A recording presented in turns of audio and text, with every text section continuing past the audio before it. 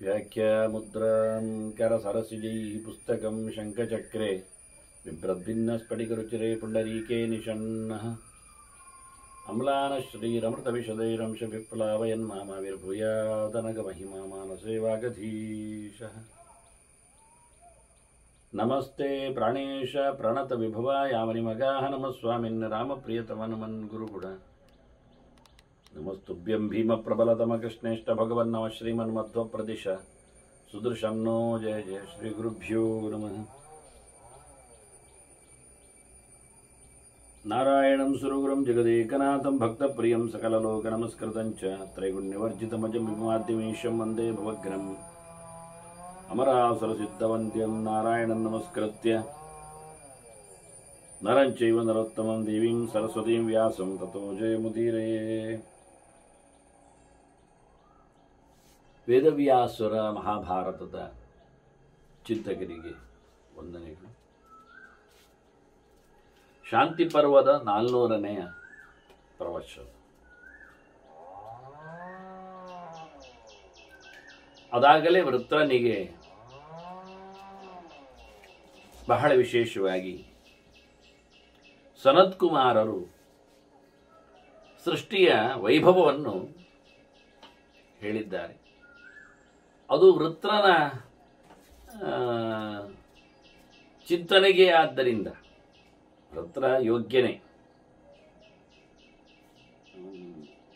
ಹಿಂದೆ ಕತೆ ನಾವು ಕೇಳಿದ್ದೇವೆ ಅವನದ್ದು. ಅವ ಚಿತ್ರಕೇತುವಾಗಿದ್ದಾಗ ಮತ್ತೆ ಗಂಧರ್ವನಾಗಿ ಆದ ಬಗೆಯಂತೆ. ಎಲ್ಲಿಯವರೆಗೆ ಅಂದರೆ ಸಂಕರ್ಷಣನ ಪರಮಾತ್ಮನ ಆ ಪ್ರತೀಕದಲ್ಲಿನ ದರ್ಶನವನ್ನು ಮಾಡಿದವವ. ಹಾಗಾಗಿ ಪಾರ್ವತಿಯ ಶಾಪದಿಂದಾಗಿ ಆತ ಅಸುರನಾಗಿ ಬಂದ. ಹೀಗಾಗಿ ಸನತ್ಕುಮಾರರಿಂದ ಪಾಠ ಕೇಳಲು ಯೋಗ್ಯನಿದ್ದಾನೆ. ಸನತ್ಕುಮಾರ ಪಾರ್ವತಿಯ ಮಗನೇ, ಸ್ಕಂದ ಇತ್ಯಾಚಕ್ಷತೆ ಎಂದು ಹೇಳಿಕೊಂಡು ಶ್ರುತಿ ಸನತ್ಕುಮಾರನನ್ನು ಸ್ಕಂದ ಅಂತ ಹೇಳಿ ಸ್ಪಷ್ಟ ಹೇಳಿದೆ. ಆದರೆ ಅಸುರ ಯೋನಿಯಲ್ಲಿ ಇರಲಿಕ್ಕೆ ಆಗಿ ಅವನಿಗೆ ಈ ರೀತಿಯಾದ ಒಂದು ಸಂಕೀರ್ಣ ರೀತಿಯಲ್ಲಿ, ಸಮುಗ್ಧವಾದ ಕಥೆಯಲ್ಲಿ, ಅಸ್ಪಷ್ಟವಾದ ರೀತಿಯಲ್ಲಿ ಅವನು ಪಾಠ ಮಾಡಿದ್ದು ಸಹಜವೇ ಆಗ್ತದೆ. ವ್ಯಾಸರ ಕೊಡುಗೆ ಸನಕನ ಮಾತು ಅಂದರೆ ಸನತ್ ಕುಮಾರನ ಮಾತು ಬಹಳ ಸುಂದರವಾಗಿ ಮೂಡಿದೆ. ಜೀವರಲ್ಲಿನ ತ್ರೈವಿಧ್ಯ, ಅದರ ವೈವಿಧ್ಯ, ಅವರ ಸಾಧನೆ, ಅಂತಹ ಜೀವರ ಆನಂತ್ಯ, ಇವನ್ನೆಲ್ಲ ಬಹಳ ಸುಂದರವಾದ ದೃಷ್ಟಾಂತಗಳಿಂದ ತೋರಿಸಿಕೊಟ್ಟು ಅವರು ಮುಂದೆ ಹೋಗತಕ್ಕಂಥ ಲೋಕಗಳ ಬಗ್ಗೆ ಎಲ್ಲ ಹೇಳಿದ್ದಾನೆ. ಹಾಗೆಯೇ ಸಪ್ತೋತ್ತರಂ ತತ್ರ ವಸತ್ಯನೀಶಃ,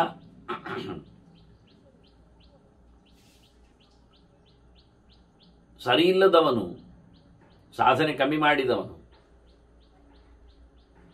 ಕೆಳಗಿನಿಂದ ಮೇಲಕ್ಕೆ ಲೆಕ್ಕಾಚಾರ ಮಾಡಿಕೊಂಡ್ರೆ 7ರ ಆಚೆಗೆ ಅಂದರೆ ಭೂಮಿಯಲ್ಲಿ ಸಪ್ತೋತ್ತರ, ಭೂಮಿಯಲ್ಲಿ ಅಸ್ವತಂತ್ರನಾಗಿ ಅಂದರೆ ಏನೂ ಗಟ್ಟಿಯಾಗಿಲ್ಲದೆ ದುರ್ಬಲನಾಗಿ ಬದುಕ್ತಾನೆ ಸಾಧನೆ ಕಮ್ಮಿ ಮಾಡಿದ್ರಿಂದ. ಮತ್ತೆ ಸಂಸಾರ ವಿಕ್ಷೇಪ ಶತಂ ಸಶೇಷ, ಮತ್ತೆ ಮಾಮೂಲಿ ಉಂಟಲ್ಲ, 100 ಗಟ್ಟಲೆ ಹುಟ್ಟುವುದು, ಸಾಯುವುದು, ಸಂಸಾರದಲ್ಲಿ ಸಂಸರಣ ಮಾಡುವುದು. ಅದರ ನಂತರದಲ್ಲಿ ಸಂಸಾರ ವಿಕ್ಷೇಪಂ ಅನಿಷ್ಟಮೇಕಂ ಚತ್ವಾರಿ ಚಾನ್ಯಾನಿ ವಸತ್ಯನೀಶ. ಇದೆಲ್ಲ ಬಹಳ ದೂರಿಯಾದ ಚಿಂತನೆಗಳು. ಸೃಷ್ಟಿ, ಸಂಹಾರ, ಸಂಸಾರದಲ್ಲಿನ ಸಂಹಾರ ವಿಕ್ಷೇಪ ಶತ, ಅದರಂತೆ ಸಂಹಾರದಂತೆ ಸೃಷ್ಟಿ. ಇಲ್ಲಿ ವಿಶೇಷವಾಗಿ ಅನಿಷ್ಟಮೇಕಂ ಚತ್ವಾರಿ ಚಾನ್ಯಾನಿ ವಸತಿ ಅನೀಶಃ. ಇದು ಅನೀಶಃ ಅನ್ನುವ ಶಬ್ದದಿಂದ ಅವನು ಅಯೋಗ್ಯ ಎನ್ನುವ ಅರ್ಥವನ್ನು ತೋರ್ಪಡಿಸುತ್ತಾರೆ. ಅನೀಶ ಎನ್ನುವ ಶಬ್ದವು ಜೀವನನ್ನು ಹೇಳ್ತದೆ, ಈಶ ಭಿನ್ನ ಅಂತ. ಅಲ್ಲ, ಈಶ ಭಿನ್ನ ಆದ್ರೆ ಜೀವ ಯಾಕೆ ಬೇಕಾಗಬೇಕು? ಈಶ ಅಲ್ಲದವ ಅದು ಜಡ ಯಾಕೆ ಆಗುವುದಿಲ್ಲ ಅಂದರೆ ನಾವು ಹೇಳುವಾಗ ವಿರೋಧವನ್ನು ತಿಳಿಸುವಾಗ ಅದಕ್ಕೆ ಅನುಗುಣವಾದ ವಿರೋಧ ಬೇಕು. ಈಶ ವಿರುದ್ಧವ ಅಂತ ಹೇಳಲಿಕ್ಕೆ ಹೋಗುವಾಗ, ಈಶ ಅಲ್ಲದ ವಸ್ತು ಅಂತ ಹೇಳಲಿಕ್ಕೆ ಹೋಗುವಾಗ ಅದು ಈಶ ಎನ್ನುವುದು ಚಿತ್ತ, ಆದ್ದರಿಂದ ಚಿದ್ಧರ್ಮದ ಇನ್ನೊಂದು ವಸ್ತುವನ್ನು ಹೇಳ್ರಿ, ಆಗ ಜೀವವನ್ನು ಹೇಳ್ರಿ, ಜಡವನ್ನು ಹೇಳುವುದಲ್ಲ. ಹೀಗಾಗಿ ದೇವ ಜೀವ ಎನ್ನುವುದೇ ಸಹಜವಾಗಿ ವಿರುದ್ಧಾತ್ಮಕವಾದ ಧರ್ಮವುಳ್ಳವರು ಅಂತ ಅರ್ಥ ಆಗ್ತದೆ. ದೇವ ಅದಕ್ಕೆ ಜಡವನ್ನು ಹೇಳುವುದಲ್ಲ, ಜೀವಕ್ಕೆ ಜಡವನ್ನು ಹೇಳುವುದಲ್ಲ, ಜೀವಕ್ಕೆ ದೇವವೇ, ದೇವಕ್ಕೆ ಜೀವವೇ. ಅದು ಅನೀಶ ಅನ್ನುವ ಮೂಲಕ ಜೀವ ಎನ್ನುವ ಅರ್ಥ ಮಾಡಿಕೊಂಡಾಗ ಸಾಮಾನ್ಯ ಜೀವನೇ ಆಗ್ತಾನೆ. ಆದರೆ ಈಷ್ಟೇ ಈಶಃ ಅಂತ ಹೇಳಿಕೊಂಡು ಅವನು ತನಗೆ ಅನುಕೂಲಕರವಾದ ಸುಖವನ್ನು ಪಡೆಯಲು ಸಮರ್ಥನಾಗ್ತಾನೆ ಅಂತ ಹೇಳಿಕೊಂಡ ಸಮರ್ಥ ಯಾಕೆ ಸುಖದಲ್ಲಿರಲಿಕ್ಕೆ. ಈಗ ಮುದುಕರನ್ನು ನಾವು ಅನೀಶರು ಅಂತೇವೆ, ಸಮರ್ಥರಲ್ಲ ಅಂತ. ಯಾಕೆ? ಅವರಿಗೆ ಕೆಲಸ ಮಾಡಲಿಕ್ಕೆ ಆಗುವುದಿಲ್ಲ, ಅವರಿಗೆ ಕೋಲು ಬೇಕಾಗ್ತದೆ, ಅವರಿಗೆ ಕಾಲು ಗಟ್ಟಿ ಇಲ್ಲ. ಹಾಗೆ ಇವನು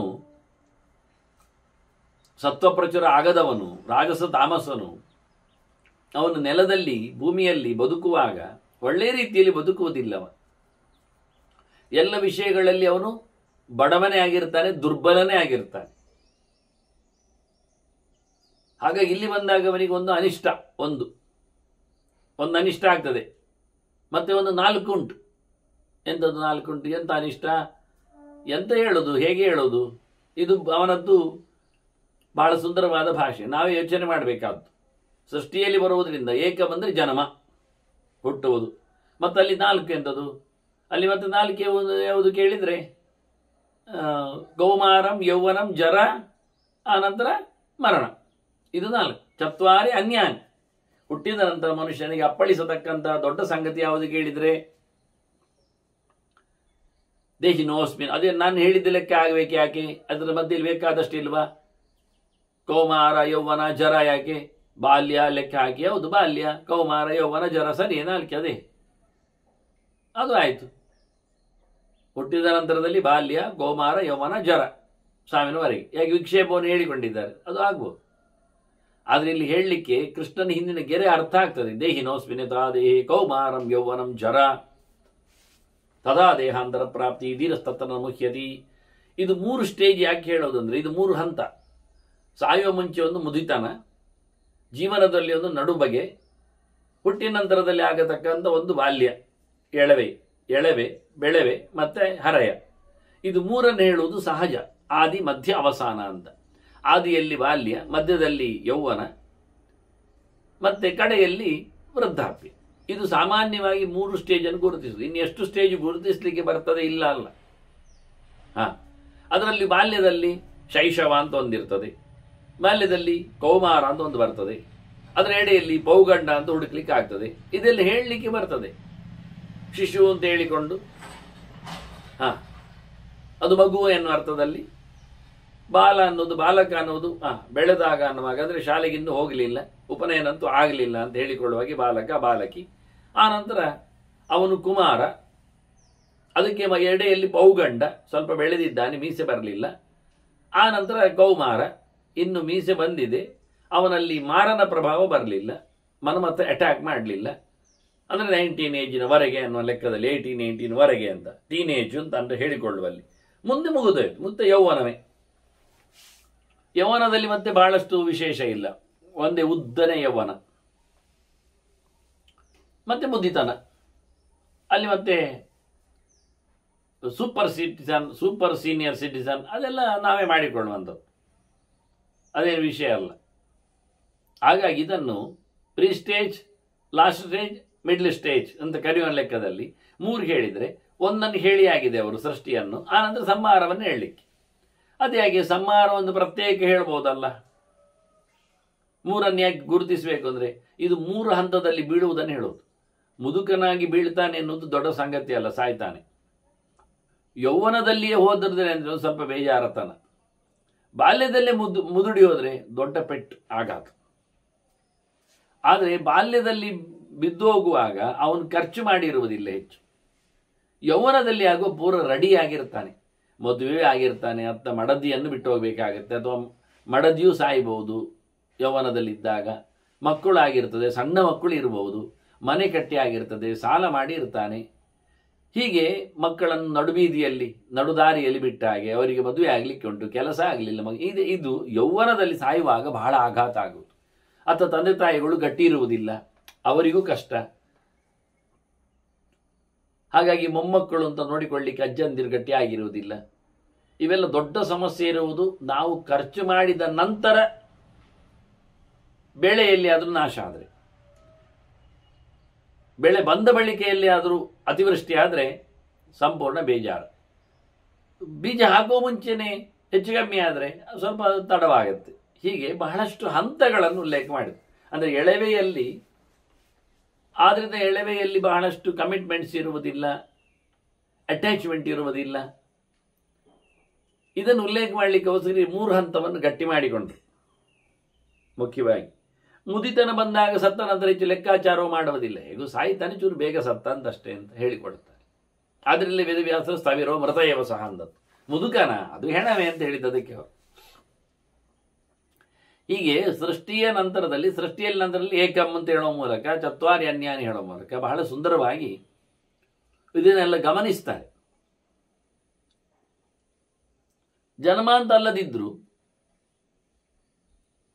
ಸಾವು ಅಲ್ಲದಿದ್ರು, ಅದೆರಡನ್ನು ಬಿಟ್ಟುಕೊಟ್ಟರು ಸಹ ಅವನಿಗೆ ಪ್ರಧಾನವಾದದ್ದು ಬದುಕಿನಲ್ಲಿ ಬರುವಂಥದ್ದು, ಇದು ಹುಟ್ಟಿದ ತಕ್ಷಣ ಆಗುವಂಥದ್ದು, ಅವನಿಗೆ ಸಮಾಜದಲ್ಲಿನ ಒಂದು ಮುಖ ಅಂದರೆ ಮನುಷ್ಯ ಅಂತ. ಅಲ್ಲಿನ 4 ಹಂತಗಳು ಅವನಿಗೆ, ಆಶ್ರಮ ಧರ್ಮಗಳು. ಸಂಸ್ಕಾರಕ್ಕೆ ಒಳಗಾದರೆ ಬ್ರಹ್ಮಚರ್ಯ, ಗಾರಸ್ಥ್ಯ, ವಾನಪ್ರಸ್ಥ, ಸನ್ಯಾಸ ಅಂತ ಹೇಳಿ.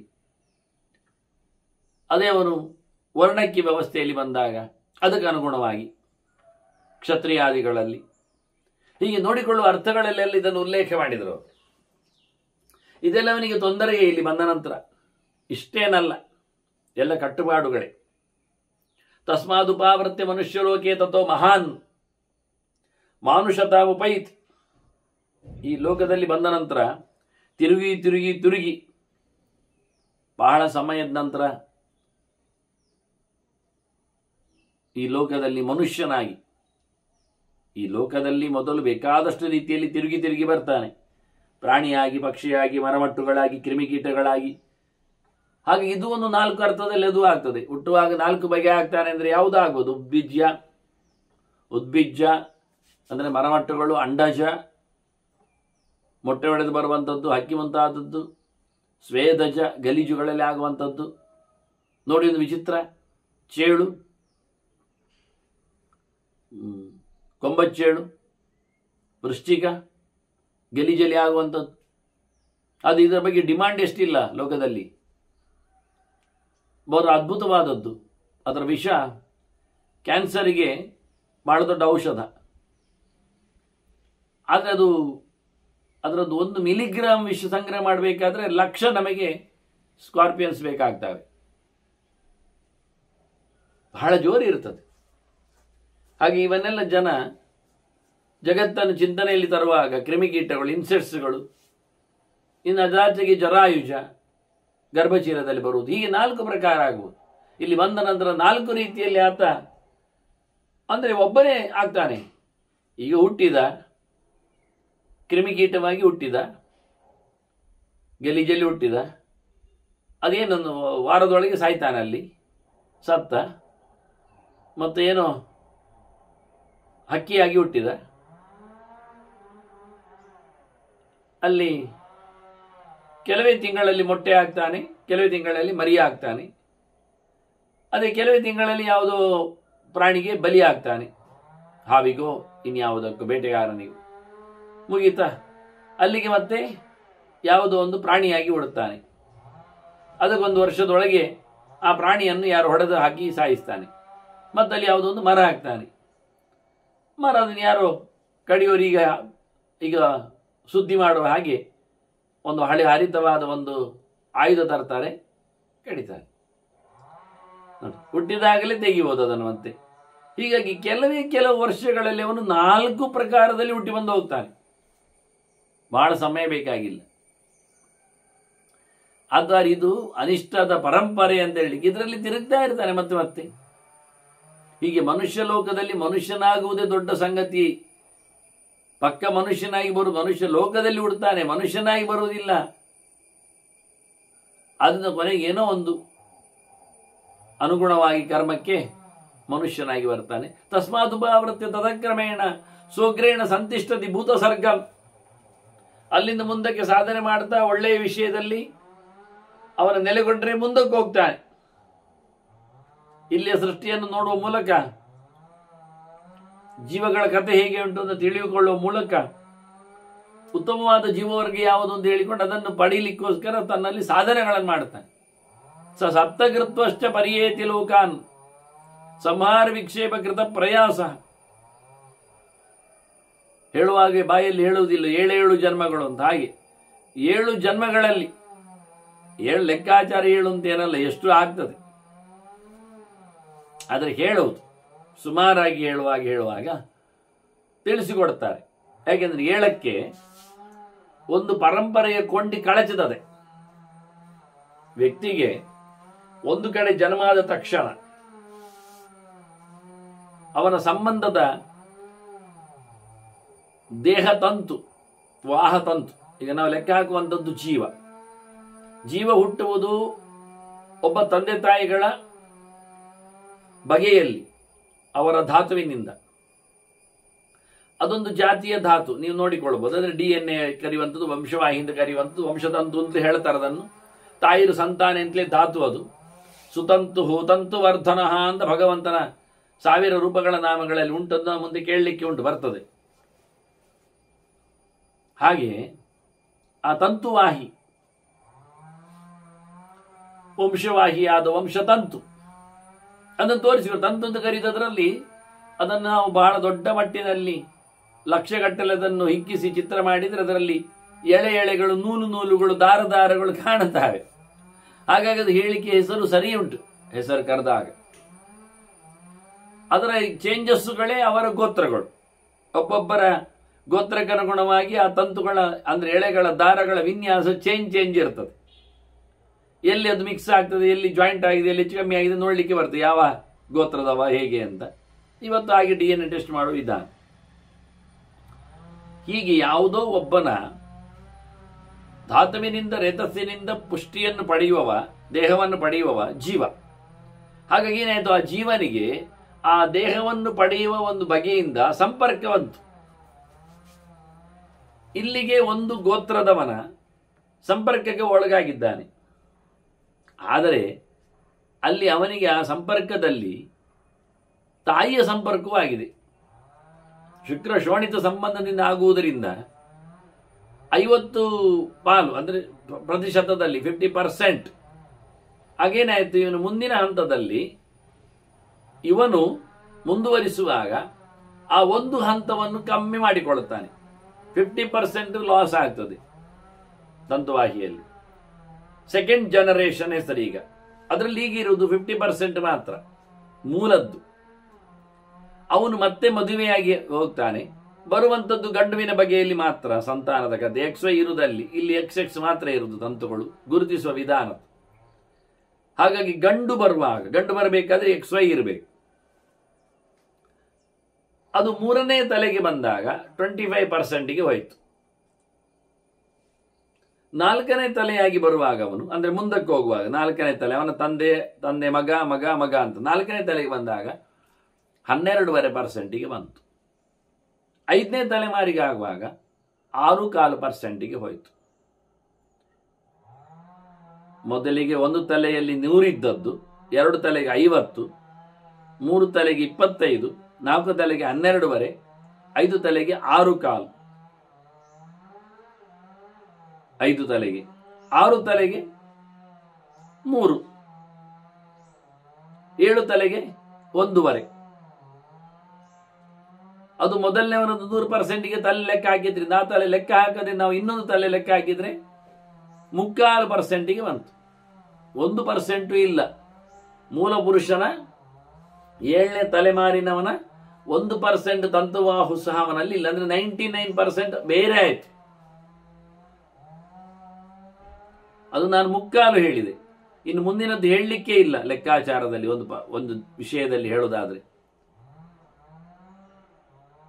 ಇನ್ನೇನು ಹೇಳಲಿಕ್ಕೆ ಆಗ್ತದೆ? 4ರಲ್ಲಿ 3 ಕಮ್ಮಿ ಮಾಡಲಿಕ್ಕೆ ಹೋದ್ರೆ 8ರಲ್ಲಿ 1.5 ಹಾಕ್ಲಿಕ್ಕೆಲ್ಲ 8ನೇ ಅಷ್ಟಾಂಶ 8ನೇ 1 ಅಂಶ ಕೊನೆಗೆ ಷೋಡಶಾಂಶ 16ನೇ 1 ಅಂಶಕ್ಕೆ ಹೋಗುವಂಥದ್ದು ಬಹಳ ಇಲ್ಲ, ಏನೂ ಅಲ್ಲ. ಹಾಗಾಗಿ 7 ತಲೆಮಾರಿಗೆ ಗತಿ ಹೇಳಲಿಕ್ಕೆ ಬರ್ತದೆ. ಅದರಲ್ಲಿ ಜಾಗೃತಿ ಇಲ್ಲ. 1%, 1%, 99% ಅಲ್ಲ ಅಂದ್ರೆ ಪ್ರಯೋಜನ. 1% ಉಂಟ ಹೇಳುವ ಮೂಲಕ ಏನು ಹೇಳುವಂಥದ್ದಲ್ಲ. ಜೀನ್ಸ್ ಅವರ ಗುಣಲಕ್ಷಣ. ಅದರಿಂದ 7ಕ್ಕೆ ಕೈದು. ವಾಸ್ತವವಾಗಿ 7 ತಲೆಮಾರು ನಂತರದಲ್ಲಿ ಅವನು ನಮಗೆ ಲೆಕ್ಕಕ್ಕೆ ಇಲ್ಲದವನಾಗಿ ಹೋಗ್ತಾನೆ. ಬಿಟ್ಟೋದ್ರೂ ಪರವಾಗಿಲ್ಲ. ಅವನು ಹೆಸರು ಬದಲಾಯಿಸಿಕೊಳ್ಳಿ, ಸರ್ನೇಮ್ ಚೇಂಜ್ ಆಗಲಿ, ಕುಟುಂಬ ಇಲ್ಲ ಆಗಲಿ, ಎಂತಾದರೂ ಸಂಬಂಧ ಇಲ್ಲದಷ್ಟು ದೊಡ್ಡ ಮೊತ್ತವನ್ನು ನಾವು ವೈಜ್ಞಾನಿಕವಾಗಿ ಗುರುತಿಸಿಕೊಳ್ಳಿಕ್ಕಾಗ್ತದೆ. ಆದರೆ ಇವರು 3 ದಿನದ ಲೆಕ್ಕಾಚಾರದಲ್ಲಿ ಅವನನ್ನು ಕುಟುಂಬದಲ್ಲಿ ಹೇಳುತ್ತಾರೆ ಮತ್ತು 7ರವರೆಗೆ ಕಾಯ್ತಾರೆ. ಅಲ್ಲಿಯೂ ನಂತರದಲ್ಲಿ ಅವನನ್ನು 1 ದಿನದ ಲೆಕ್ಕಾಚಾರದಲ್ಲಿ ಮಾತಾಡಿಸ್ತಾರೆ. ಸಂಬಂಧದ ಪ್ರಜ್ಞೆ 10 ದಿನದ ಆಶೋಚಾದಿಗಳು ಇಲ್ಲ. ಹೀಗೆ 21 ತಲೆಮಾರಿನವರೆಗೆ ಅವರು ದೊಡ್ಡ ವಿಷಯವನ್ನು ಯೋಚನೆ ಮಾಡ್ತಾರೆ. ಇಲ್ಲಿ ಕೇವಲ ಸಪ್ತಕೃತ್ವ ಮಾತ್ರ ಹೇಳಿದ್ದಕ್ಕೆ ಅವರು ಸಪ್ತಕೃತ್ವಶ್ಚ ಪರಿಯೇತಿ ಅಂತ. ಮನೆಯಲ್ಲಿ ಬಂದ ಬಳಿಕ ಋಣಕ್ಕೆ ಬಿದ್ದವನಾಗಿ ಆ ತಂದೆ ತಾಯಿಗಳ ಸಂಪರ್ಕದಿಂದಾಗಿ ಅದೇ ವಂಶದಲ್ಲಿ ಅವನು 7 ತಲೆಮಾರಿನವರೆಗೆ ತನ್ನ ಋಣದ ಶೇಷದಲ್ಲಿ ಬರಲಿಕ್ಕೆ ಹೋಗಲಿಕ್ಕೆ ಸಂಬಂಧ ಪಡಲಿಕ್ಕೆ ಇರ್ತದೆ. ಮತ್ತೆ ಮುಗಿದೋಗ್ತದೆ. 1ರ ಸಂಬಂಧ ಇಷ್ಟೇ, ಆನಂತರ ಅವನು ಯಾರೋ ಏನೋ.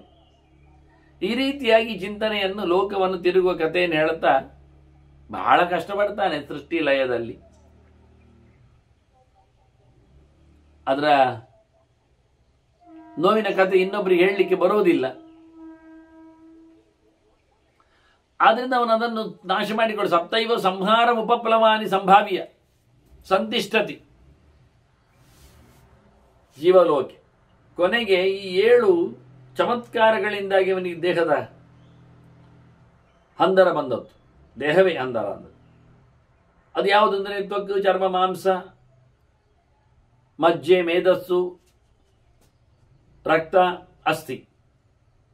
ಇದು 7ನ ಹಂದರ ಏನಿದೆ ಇದನ್ನು ಕಳ್ಕೊಳ್ಳಿಕ್ಕೆ ಇಷ್ಟಪಡ್ತಾನೆ, ನೋಡ್ತಾನೆ. ಶರೀರ ಅಂದ್ರೆ ಇಷ್ಟೇ, ಮತ್ತೆಂಥದ್ದು ಇಲ್ಲ. ಸಪ್ತಧಾತುಮಯವಾದದ್ದೇ ಶರೀರ. ಒಳಗಿನಿಂದ ಅಸ್ಥಿ. ಈಗ ನಿಮಗೆ ಒಂದು ಗೊಂಬೆ ಕಟ್ಟಬೇಕಾದ್ರೆ ಮಣ್ಣಿನಲ್ಲಿ ಮೊದಲೊಂದು ಕಡ್ಡಿ ಇಡ್ತಾರೆ, 2 ಉದ್ದಕ್ಕೆ. ಅದು 2 ಕಾಲು ಅಂತ ಅರ್ಥ ಅವರಿಗೆ, ಆ 2 ಕಡ್ಡಿಗೆ. ಆ ಕಡ್ಡಿಯನ್ನು ಮೇಲಕ್ಕೆ ಅಗಲವಾಗಿ 2 ಅದಕ್ಕೆ ಅಡ್ಡ ಕಟ್ಟಿರ್ತಾರೆ, ಅದು ಕೈ ಅಂತ ಅರ್ಥ. ಆ ಕಟ್ಟಿದ 2 ಕಡ್ಡಿಯ ಅಡ್ಡಕ್ಕೆ 2 ಕೈ ಮೇಲಕ್ಕೆ ಬರ್ತದೆ. ಮತ್ತೆ ಕೆಳಗೆ ಅಡ್ಡ ಒಂದು ಪಟ್ಟಿ ಕಟ್ತಾರೆ, ಅದು ಸೊಂಟ. 2 ಕಡ್ಡಿ, ಅದಕ್ಕೆ ಒಂದು 4 ಇಂಚು ಮೇಲಕ್ಕೆ ಅಥವಾ ಒಂದು ಗೇಣು ಮೇಲಕ್ಕೆ ಒಂದು ಅಡ್ಡ ಪಟ್ಟಿ, ಅದು ಸೊಂಟ. ಅದರ ಮೇಲಕ್ಕೆ ಒಂದು ಗೇಣಿ ಮೇಲಕ್ಕೆ ದೊಡ್ಡ ಅಡ್ಡಪಟ್ಟಿ, ಅದು 2 ಅಗಲಿಸಿದ ಕೈಯ ಜೊತೆಯಲ್ಲಿ ಸೇರ್ತದೆ. ಅದರ ಮೇಲಕ್ಕೆ ನಡುವೆ ಒಂದು ಕಡ್ಡಿ ಕೊಡ್ತಾರೆ, ಅದು ಮಂಡೆ. ಅಲ್ಲಿ ಮುಗಿದೋಯ್ತು, ಒಂದು ಪುತ್ತಳಿಕೆ ಆಯ್ತು, ಒಂದು ಗೊಂಬೆ ಆಯ್ತು. ಈ ಕಡ್ಡಿಗೆ ಮಣ್ಣು ತುಂಬಿಸ್ತಾರೆ ಗಟ್ಟಿಯಾಗಿ, ಅದು ಸಪೋರ್ಟ್ ಆಗಿ ನಿಲ್ತದೆ. ಅಲ್ಲಿಗೆ ಓವರ್, ಒಂದು ಗೊಂಬೆ ನಿರ್ಮಾಣ ಆಯಿತು. ಹಾಗೆ ಮೊದಲು ಅಸ್ಥಿ, ಅದಕ್ಕೆ ಆನಂತರ ಮಾಂಸ, ಸುತ್ತ ಮೆತ್ತಲಿಕ್ಕೆ ಮಣ್ಣಿನ ಹಾಗೆ. ಅದರ ಎಡೆಯಲ್ಲಿ ಗಂಟುಗಳಲ್ಲಿ ಅಲುಗಾಡಕ್ಕೋಸ್ಕರ ಮಜ್ಜೆ, ಮ್ಯಾರೋಸುಗಳು, ಗ್ರೀಸಿನ ಹಾಗೆ ಪಸೆ ನಿಲ್ಲಿಕ್ಕೆ, ಅಂಟಿಕೊಳ್ಳಿಕ್ಕೆ. ಆನಂತರ ಅದರಲ್ಲಿ ಸಂಚಾರ ಮಾಡುವುದು ರಕ್ತ. ಮಣ್ಣಿನ ಪ್ರತಿಮೆಯಲ್ಲಿ ರಕ್ತ ಸಂಚಾರ ಆಗುವುದಿಲ್ಲ, ಅದು ನಮಗೆ ಗೊತ್ತುಂಟು. ನಡುವೆ ರಕ್ತ ಸಂಚಾರ ಆಗ್ತದೆ ಕೆಲಸ ಮಾಡಲಿಕ್ಕೋಸ್ಕರ. ಇನ್ನು ಹೊರಗಿನಿಂದ ಅದಕ್ಕೆ ಒಂದು ಕೋಟ್, ಅದು ಚರ್ಮ, ಕೆಂಪು ಕೆಂಪು ಇರ್ತದೆ. ಅದರ ಹೊರಗೆ ಇನ್ನೊಂದು ಕೋಟ್ ಮಾಡ್ತಾರೆ. ಮೊದಲು ಗ್ರೌಂಡ್ ಕೊಟ್ಟ ಹಾಗೆ ಮತ್ತೆ ಅದರ ಮೇಲೆ ಪೈಂಟ್ ಹಾಕಿದ ಹಾಗೆ, ಉಡು ಪ್ರೈಮರ್ ಎಲ್ಲ ಹಾಕಿ ಮತ್ತೆ ಅದಕ್ಕೆ ಪೈಂಟ್ ಹೊಡಿತಾರೆ. ಅದರಂತೆ ಯಾವುದೇ ಒಂದು ಮರಕ್ಕೂ ಅಥವಾ ಕೆಲವೊಮ್ಮೆ ಕಬ್ಬಿಣಕ್ಕೂ ಎಲ್ಲ ಹಾಗೆ ಮೊದಲೊಂದು ಹಾಕಲಿಕ್ಕೆ ಉಂಟು, ಮತ್ತೆ ಅದರ ಮೇಲೆ ಬೇಕಾದ ಬಣ್ಣವನ್ನು ಹಾಕುವ ಕ್ರಮ. ಅದರಂತೆ ಒಳಗೆ ಚರ್ಮ, ಹೊರಗೆ ತೊಗಟೆ, ಹೊರಗಿನ ಹೆಸರಿಗೆ ತೊಗಟೆ ಅಂತ ಹೆಸರು. ಹೀಗೆ ತ್ವಕ್, ಚರ್ಮ, ಮಾಂಸ, ಮೇಧಸ್ಸು, ರುಧಿರ ಅಂದರೆ ರಕ್ತ, ಮಜ್ಜೆ, ಅಸ್ಥಿ. ಮತ್ತೆ ಇಲ್ಲಿ ಮೇಧಸ್ಸು ಉಂಟು, ಅದರಲ್ಲಿ ಅವನಿಗೆ ದಪ್ಪದಪ್ಪನೆ ಆದದ್ದು, ಮೃದುವಾದದ್ದು. ಇದಿಷ್ಟು ಧಾತುಮಯ ಶರೀರವನ್ನು ಅವ ಕಳ್ಕೊಳ್ಳಿಕ್ಕೆ ಇಷ್ಟಪಡ್ತಾನೆ. ಇದೇ ಅವನಿಗೆ ಬಂಧನ. ತಿರುಗ್ತಾ ಮತ್ತೆ ಲೋಕದಲ್ಲಿ ದೇಹ ಬಾರದಂತೆ ಮಾಡಿಕೊಳ್ಳುವ ಪರಿಸ್ಥಿತಿಗಾಗಿ ಪ್ರಯತ್ನ ಪಡ್ತಾನೆ. ಹೀಗೆ ಪ್ರಯತ್ನಿಸಿಕೊಂಡು ದೇಹವನ್ನು ಶಾಶ್ವತವಾಗಿ ನೀಗಿಸಿಕೊಂಡ್ರೆ ಮತ್ತೆ ಬಾರದಂತೆ ಮಾಡಿಕೊಂಡ್ರೆ ಅವನು ಶಾಶ್ವತವಾದ ಲೋಕದೆಡೆಗೆ ಪಯಣ ಬೆಳೆಸ್ತಾನೆ. ಶುದ್ಧವಾದ ತನ್ನ ದೇಹವನ್ನು ಪಡೆದಂತೆ ಆಗ್ತಾನೆ. ಪ್ರಾಕೃತವಾದ ದೇಹಗಳ ಪರಿತ್ಯಾಗಕ್ಕೆ ಅವನು ಸಿದ್ಧನಾಗಿದ್ದಾನೆ ಅಂತ ಅರ್ಥ. ತಥಾ ಅವ್ಯಯಂ ಸ್ಥಾನಮನಂತವೇತಿ ದೇವಸ್ಯ ವಿಷ್ಣೋ ಅಥ ಬ್ರಹ್ಮಣಶ್ಚ. ಪರಿಪೂರ್ಣನಾದ ಭಗವಂತನೆಡೆಗೆ ಸಾಗ್ತಾನೆ.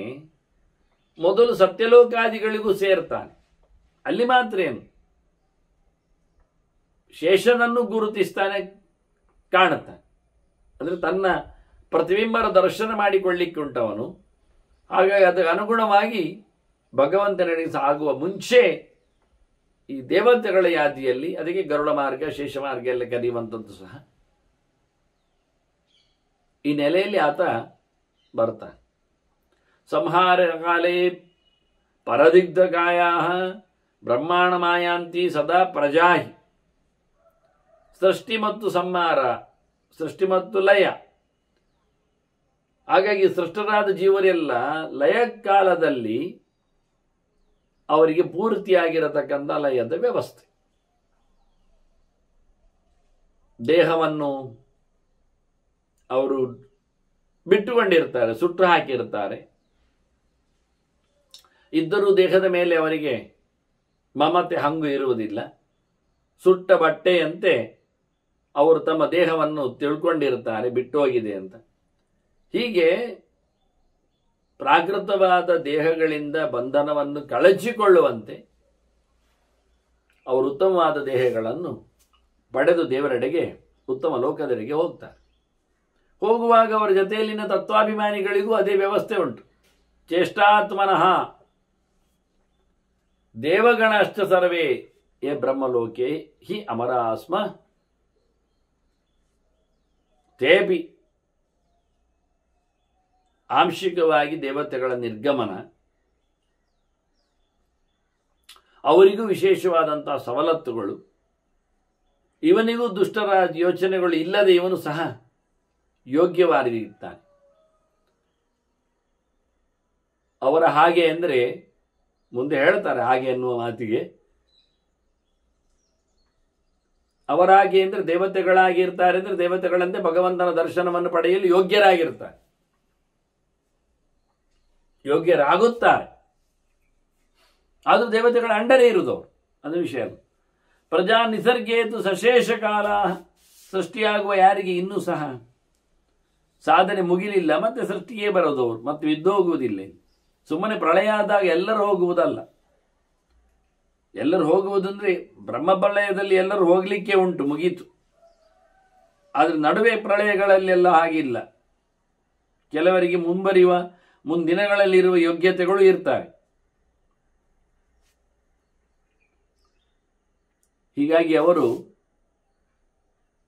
ತಮ್ಮ ಪುಣ್ಯಪಾಪಗಳಲ್ಲಿ ಕಮ್ಮಿ ಇದ್ದುಕೊಂಡ್ರೆ, ಪೂರ ಭೋಗಿಸಿಕೊಳ್ಳದೇ ಇದ್ರೆ, ಅವರ ಕಾಲದ ಘಟ್ಟ ಇನ್ನೂ ಸಾಧನೆಗೆ ಉಂಟು ಅಂತಾಗಿದ್ರೆ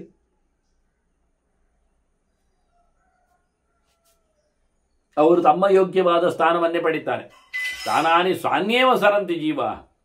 ಅವರು ಉತ್ತಮವಾದಂತಹ ವೈಟಿಂಗ್ ಲಿಸ್ಟಲ್ಲಿ ಇರುವಂತೆ ಮೋಕ್ಷಕ್ಕೆ ಹೋಗುವ ತಾಣಗಳಲ್ಲಿ ಬಂದಿರುವುದಿಲ್ಲ. ಅವರು ಅವರವರ ಲೋಕಗಳನ್ನು ಅವರು ಪಡೆದಿರ್ತಾರೆ.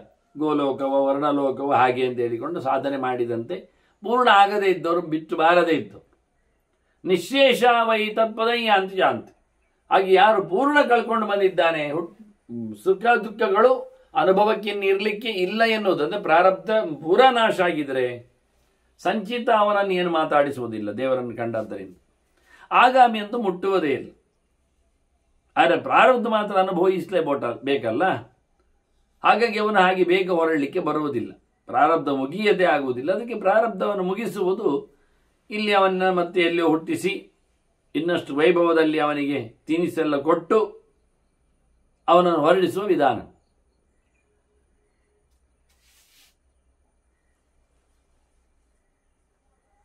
ಹಾಗಾಗಿ ನಿಶ್ಶೇಷರು ಮಾತ್ರವೇ, ಬಾಕಿ ಉಳಿಯದವರು ಭಗವಂತನಿಗೆ ಹೋಗ್ತಾರೆ. ಸರ್ವೇ ದೇವಾಹ್ಯ ಸದೃಶ ಮನುಷ್ಯ, ಅಲ್ಲಿ ಎಲ್ಲ ಮನುಷ್ಯರು ದೇವತೆಗಳಾಗಿ ಇರ್ತಾರೆ ಅಂತ ಹೇಳಿದ್ರು. ಸದೃಶರು ಅಂದರೆ ಮುಖ್ಯವಾಗಿ ಅಪರೋಕ್ಷವನ್ನು ಕಂಡವರ ಲೆಕ್ಕಾಚಾರದಲ್ಲಿ. ಆದರೆ ಅವನ ಅಪರೋಕ್ಷದ ಕ್ರಮವೇ ಬೇರೆ, ಇವನದ್ದೇ ಬೇರೆ.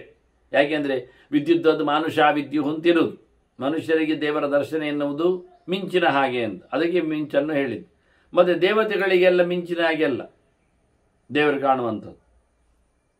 ಸೂರ್ಯಮಂಡಲವತ್ ಸುರಾಹ ಅಂತಿರು, ನಾವಿವತ್ತು ಸೂರ್ಯಮಂಡಲ ನೋಡಿದ ಹಾಗೆ ನಮ್ಮ ಪ್ರಕಾರದಲ್ಲಿ ಹೇಳುವಾಗ ದೇವತೆಗಳನ್ನು ಮೋಕ್ಷದಲ್ಲಿರುವವರನ್ನು ನಾವು ಗಮನಿಸಬೇಕು, ಶುದ್ಧ ಪ್ರಕಾಶಕರಾಗಿ ಇದ್ದಾರೆ ಅಂತ ಅದನ್ನೇ ಇಲ್ಲಿ ಉಲ್ಲೇಖ ಮಾಡಿದ್ದು. ವಾಸ್ತವವಾಗಿ ಮನುಷ್ಯ ಸದೃಶಾಹ ಅಂತ ಹೇಳಿಕೊಂಡು ಸಮಾನವಾಗಿದ್ದಾರೆ ದೇವತೆಗಳಿಗೆ ಅನುಕೂಲವಾಗಿ.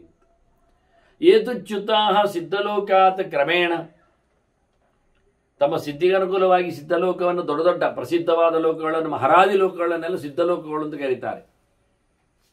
ಅಲ್ಲಿಂದ ತಮ್ಮ ಸಾಧನೆಗಳು ಮುಗಿದ ನಂತರ ಯಾರು ಬೀಳುತ್ತಾರೆ ಬರ್ತಾರೆ, ತೇಷಾಂ ಗತಿ ಯಾಂತಿ ಯಥಾನುಪೂರ್ವ್ಯ, ಅವರು ಸಹ ಅವರಿಗೆ ಅನುಕೂಲವಾದಂತಹ ಗತಿಯನ್ನೇ ಅವರು ಮುಂದೆ ಪಡೀತಾರೆ. ಅನುಕೂಲವಾಗಿ ಅಂದರೆ ಅವರಿಗೆ ಸಾಧನೆಗೆ ಸೇರಿದ ಹಾಗೆ ಎಲ್ಲವನ್ನು ಪಡೀಲಿಕ್ಕೆ ಆಗುವುದಿಲ್ಲ, ಸಾಧನೆಯಲ್ಲಿ ಎಲ್ಲವನ್ನು ನಡೆಸಲಿಕ್ಕೆ ಬರುವುದೂ ಇಲ್ಲ. ಹಾಗಾಗಿ ಜೀವಾಹ ಪರೇ ತದ್ಬಲ ವೇಷರೂಪಾಹ, ಅವರಿಗೆ ಯಾವ ರೀತಿಯಾದ ಬಲ ಇದೆ, ಜ್ಞಾನದ ಬಲ, ಯಾವ ರೀತಿಯಾದಂಥ ಭಕ್ತಿಯ ಆವೇಶಗಳಿವೆ, ಅವನ್ನೆಲ್ಲ ಗಮನಿಸಿಕೊಂಡು ಅವರು ಅವರವರ ನೆಲೆಯಲ್ಲಿ ನೆಲೆಗೊಳ್ಳುತ್ತಾರೆ. ಸ್ವಕಂ ವಿಧಿಂ ಯಾಂತಿ ವಿಪರ್ಯಯೇಣ, ಸಾಧನೆಯ ಲೆಕ್ಕಾಚಾರದಂತೆ ಅವರು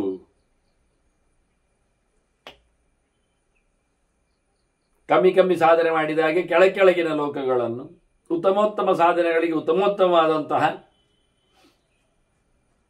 ಲೋಕಗಳನ್ನೆಲ್ಲ ಪಡಿತಾರೆ ಅವರು.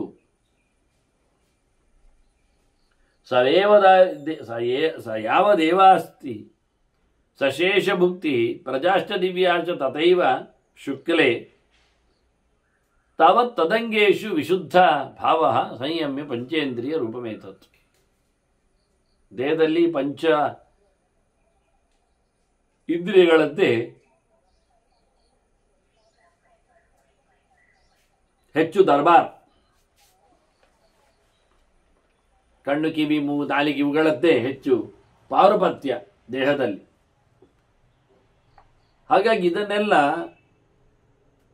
ನಿಯಮದಲ್ಲಿ ಕಂಟ್ರೋಲ್ ಮಾಡಿಕೊಂಡ್ರೆ, ಇಲ್ಲಾದ್ರೆ ಕಣ್ಣು ಕೇಳಿದಾಗೆ ಕಿವಿ ಕೇಳಿದಾಗೆ ಇವು ಹೇಳ್ತಾ ಇದ್ರೆ ಪಕ್ಕ ಮುಂದೋಗ್ಲಿಕ್ಕೆ ಆಗುವುದಿಲ್ಲ.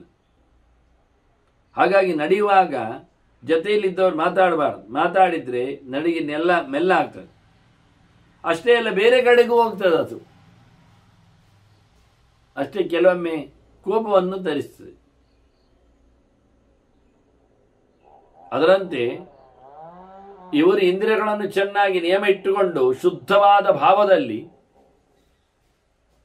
ತಮ್ಮ ದೇಹದಲ್ಲಿ ಬೇಕಾದಂತಹ ಸಂಬಂಧದ ಪ್ರಜ್ಞೆಯನ್ನು ಕಡಿದುಕೊಂಡು, ಯಾವಾಗಿದೆ ಅಲ್ಲ ಅವರಿಗೆ ಬಾಕಿ ಇದ್ದು ಬಂದಾಗ ಮಾಡುವಂಥದ್ದು, ಆ ಬಾಕಿ ಇದ್ದದ್ದನ್ನೆಲ್ಲ ಕಳ್ಕೊಳ್ಬೇಕು, ಮುಗಿಸಬೇಕು ಅಂತವರು ದಿವ್ಯ ಪ್ರಜೆಗಳಾಗಿ, ಅಂದರೆ ದಿವ್ಯ ವ್ಯಕ್ತಿಗಳಾಗಿ, ದಿವ್ಯ ಜೀವ, ಇಲ್ಲಿ ಪ್ರಜಾ ಶಬ್ದವನ್ನು ಜೀವ ಶಬ್ದದಲ್ಲಿ ಬಳಸ್ತಾರೆ. ಹಾಗೆ ಶುದ್ಧವಾದಂತಹ ಸತ್ತು ಚಿಂತನೆಯಲ್ಲಿ ಅವರು ಶುದ್ಧರಾಗಿ ಮುಂದಿನಕ್ಕೆ ಅವರು ತಮ್ಮ ಸಾಧನೆಯಲ್ಲಿ ಪಥವನ್ನು ಏರ್ಲಿಕ್ಕಿದ್ದಾರೆ.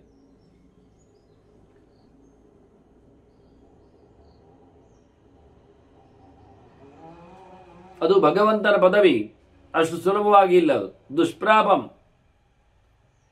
ಅನ್ಯೇನ ಶಾಶ್ವತಂ. ಬೇರೆ ಯಾರಿಗೂ ಇಂತಹ ಪದವಿಯನ್ನು ಪಡೀಲಿಕ್ಕೆ ಬರುವುದಿಲ್ಲ. ಸಾಧನೆ ಮಾಡಿಕೊಂಡು ತಮ್ಮ ಚರಮದೇಹವನ್ನು ಸಂಪಾದನೆ ಮಾಡಿಕೊಂಡು ಬಂದು ಬಿಟ್ಟವರಿಗೆ ಮಾತ್ರ. ಈ ರೀತಿಯಾಗಿ ಶುದ್ಧಾಂಗದಿಂದ ಪರಮಾಂ ಪ್ರಯಾತಿ ಶುದ್ಧೇನ ನಿತ್ಯ ಮನಸಾ ವಿಚಿನ್ವನ್. ಯೋಗ್ಯವಾದ ಗತಿ ಬರಬೇಕಾದ್ರೆ ಮನಸ್ಸಿನಲ್ಲಿ ಯೋಗ್ಯವಾದದ್ದನ್ನೇ ಚಿಂತನೆ ಮಾಡಬೇಕು. ಹಾಗೆ ಯೋಗ್ಯ ರೀತಿಯಲ್ಲಿ ತನ್ನ ದೇಹದ ಅವಸಾನವನ್ನು ಆತ ಸಂಪಾದಿಸಿಕೊಂಡಿರಬೇಕು. ಅಯೋಗ್ಯ ಕ್ರಮದಲ್ಲಿ ಮಾಡಿದ ಸಾಧನೆಯಿಂದ ಯೋಗ್ಯವಾದ ಸ್ಥಾನವನ್ನು ಪಡೆಯಲಿಕ್ಕೆ ಬರುವುದಿಲ್ಲ. ಹೇಗೆ ಶ್ರುತಿ ಹೇಳುವಾಗ ಬ್ರಹ್ಮವಿದಾಪ್ನೋತಿ ಪರಮೇಳಿ, ಬ್ರಹ್ಮವಿದೇವ ಪರಮಾಪ್ನೋತಿ. ದೇವರನ್ನು ತಿಳಿದವನೇ ಉತ್ತಮವಾದ ಪದವಿಯನ್ನು ಹೊರತಾನೆ, ಹೊರತುಪಡಿಸಿ ಯಾರನ್ನೋ ತಿಳಿಕೊಂಡವ ಮೋಕ್ಷಕ್ಕೆ ಹೇಗೆ ಬರ್ತಾನೆ? ಅದನ್ನು ತಿಳುವಳಿಕೆಯ ಮೂಲವನ್ನು ಸ್ಪಷ್ಟಪಡಿಸ್ತಾರೆ ಬ್ರಹ್ಮವಿತ್ ಅಂತ ಹೇಳಿಗಳು. ಅದಕ್ಕೆ ಮೂಲ ಏನು ಅಂದರೆ ವೇದವೇ ಮಾಧ್ಯಮ. ಹೀಗೆ ವಾಸ್ತವವಾಗಿ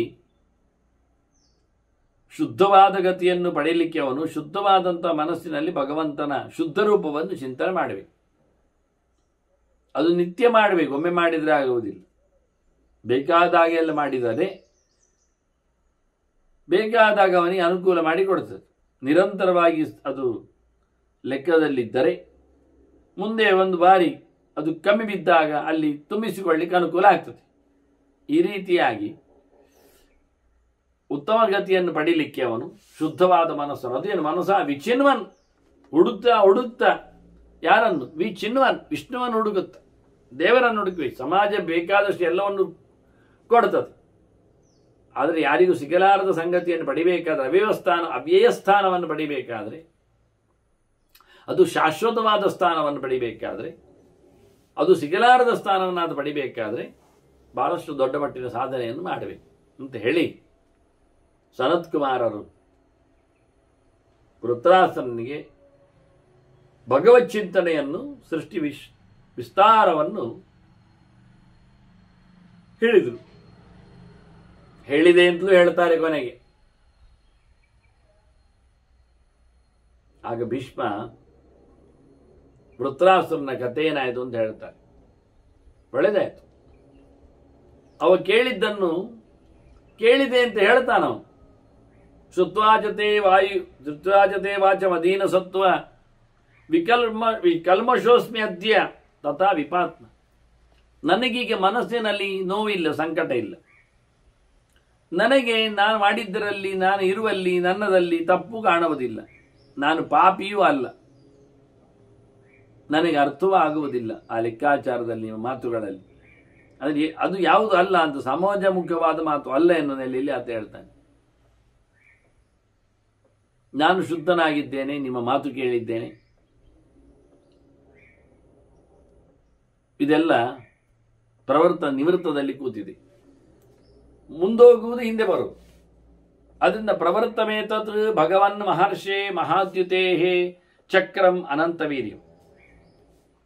ಜಗತ್ತು ಚಕ್ರ ಉಂಟಲ್ಲ, ತಿರುಗುವುದು, ಅದಕ್ಕೆ ಕೊನೆ ಉಂಟ? ಇಲ್ಲ. ಅದನ್ನು ನಿಲ್ಲಿಸಲಿಕ್ಕೆ ನಮಗಾಗ್ತದ? ಇಲ್ಲ.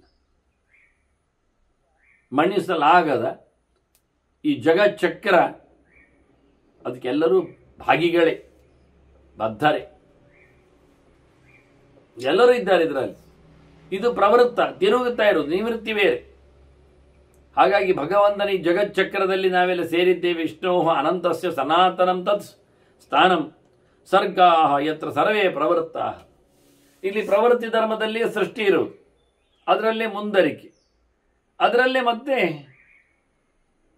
ಬೆಳೆಯುವುದು. ಈ ರೀತಿಯಾಗಿ ಕೊನೆಯಿರದ ಭಗವಂತನ, ಎಲ್ಲರೊಳಗೆ ನೆಲೆಗೊಂಡವನ ಈ ಸ್ಥಾನವೂ ಸಹ ಅದೇ ರೀತಿಯಾಗಿ ಕೊನೆ ಇಲ್ಲದ್ದಾಗಿದೆ, ಎಲ್ಲೆಡೆಯೂ ಲಭ್ಯವಾಗ್ತದೆ. ಸವೈ ಮಹಾತ್ಮ ಪುರುಷೋತ್ತಮೇ ತಸ್ಮಿನ್ ಜಗತ್ ಸರ್ವೈದಂ ಪ್ರತಿಷ್ಠಿತಂ. ಅವನು ದೇವರು ನನಗೊತ್ತುಂಟು ಸರ್ವೋತ್ತಮನು, ನಾನು ಕೇಳಿದೆ ನೀವು ಹೇಳುವಾಗ. ಹಾಗೆಯೇ ಇಡೀ ಜಗತ್ತವನಲ್ಲಿ ನೆಲೆಯೂಗೊಂಡಿದೆ, ಪೂರ್ಣವಾಗಿ ಆಸರೆಯನ್ನು ಪಡೆದಿದೆ ಅನ್ನುವುದಾಗಿ ವೃತ್ರಾಸುರ ತನ್ನ ಸಂಭ್ರಮವನ್ನು, ಧನ್ಯತೆಯನ್ನು ಸೂಚಿಸಿದ. ಭೀಷ್ಮರು ಹೇಳ್ತಾರೆ, ಆತ ಸಾಧನೆ ಮಾಡಿ ಹೀಗೆ ದೊಡ್ಡವನಾಗಿ ಉತ್ತಮ ಲೋಕವನ್ನು ಪಡೆದಿದ್ದಾನೆ ಅಂತಲೇ ಹೇಳ್ತಾರೆ. ಅದು ಮುಂದಕ್ಕೆ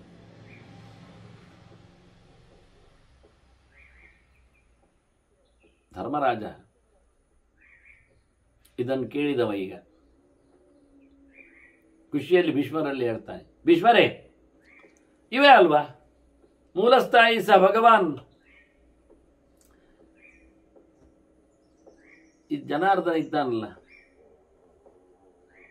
ಅದು ಅವ್ರು ಹೇಳೋದು, ಇವ ಹೇಳೋದು.